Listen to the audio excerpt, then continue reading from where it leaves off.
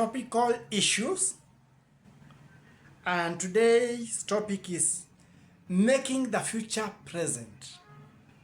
In brackets, solar powered Island.Mageta Island. And I will also talk about something else. I will talk about the Lake Turkana wind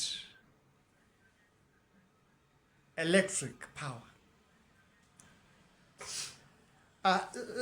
Is it this week or last week?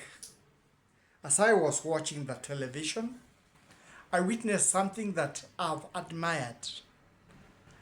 I had heard it's happening in other countries, but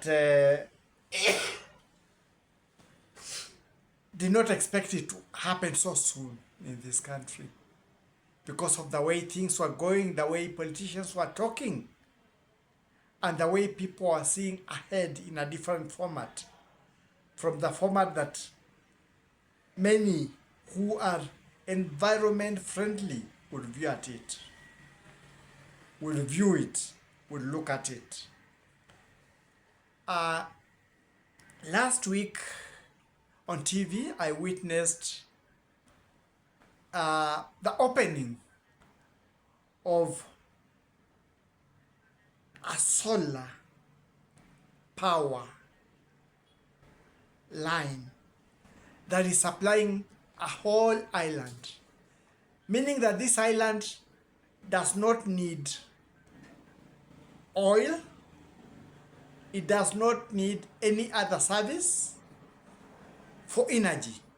It relies solely on energy and stored power in the solar batteries. It's interesting, it is able to take care of a large number of people, taking care of their daily needs, including welding, including preservation of vaccines, including many other things that the people of this island lacked. It is a boost in the power sector in that solar energy does not cost anything, only maintenance.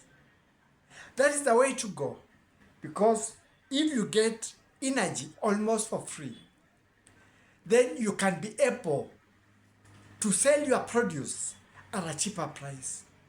You can be able to produce things industrially at a cheaper price. Imagine welding with energy that has come from solar energy means that you are almost running at zero cost, meaning that the product you will produce will be able to compete in the market better than that was welded with expensive electricity. This has been the dream of Kenyans. A dream where we can be able to get cheap energy or costless energy. There have been many stories, many plans of extending energy from fossil fuels. But that one is not good for us. We're looking at energy resources that we have. We have energy from geothermal. We have energy now from solar, which we can be able to diversify countrywide. It will make electric energy very cheap. And as I was looking at this, I looked at a past project, Lake Turkana wind power. I didn't know it is catering for a large number of the Kenyan population, but on checking on the internet, I realized that it's able to provide electricity for 1 million Kenyans, which is a boost, because this is just power from the wind, and it will bring down the cost of electricity.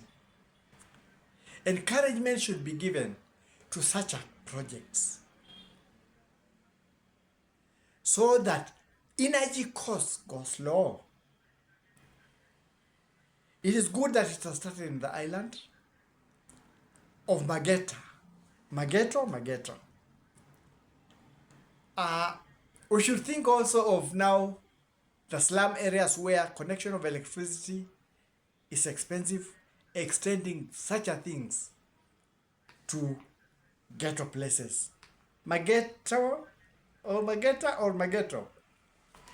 And those places where people cannot be able to afford this much electricity can be able to be given such a things that they pay a constant, a fixed rate because it's coming from the sun.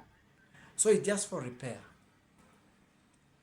With many options like that opening within the country and wind energy boosting, I've not seen of or heard of a station in Kenya that is producing energy from the waves in the ocean. If that one could also be inclusive with the hydroelectric energy that we have and hydroelectric energy that we can be able to access from other countries, I think we can end up having very cheap electricity, meaning that we can decide not to run our energy, our things on fossil fuel, but we can go clean, go green, go renewable.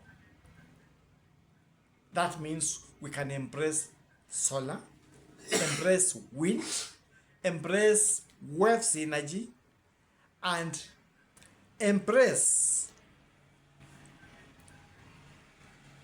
geothermal. All this combined would mean that we would cut down on expenses on fuel energy. This thing that we used to see, energy costs, I think it will disappear from the pay slips of people who use electricity. And then the charging will not be the same because these are things that come from renewable energy and it's cheap. How much do we buy solar energy? How much do we buy wind? And if water, let's say Olkaria or Seven Forks Dam, from the time they were commissioned, apart from repairs, can we say we pay anything for the rotation of the turbines? So putting that into consideration and boosting those that are there with solar and wind and these other renewable energies, I think we can be able to put the cost of production of items and everything low in Kenya if that trend is followed. With that, I'm saying I'm giving accolades for a good job done. When something that touches one's heart, something that touches, changes in the environment, because the thing is, like I said, the more we extract fuel energy, the more we expose the world to danger of global warming. Our global warming is not coming from the sun only. It's coming from the earth. Removal of fossil fuels. And that one is more damaging than the one that is coming from the sun. So, with these things being put in place, we can as well forget the fossil fuels and be able to operate within that realm. Don't forget, there are other items, there are other things that can be used to cut down power. There are other things also that are covered, which one thing that I was given during Christmas, Jesus,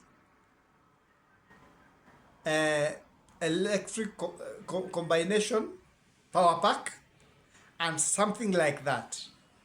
So with those being incorporated, vehicles going electrical, motorbikes going electrical, motorboats going electrical, and factories utilizing the spaces on their roofs to generate power that can be able to cut down other power costs, would mean that Kenya would be able to produce cheaply things produced here can be able to be sold at affordable prices, and the economy will grow, not dwindle, because we won't spend a lot of money out buying.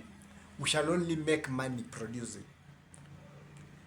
That is my take for now, as I give accolades for a good job done at Mageta. That's my take for now.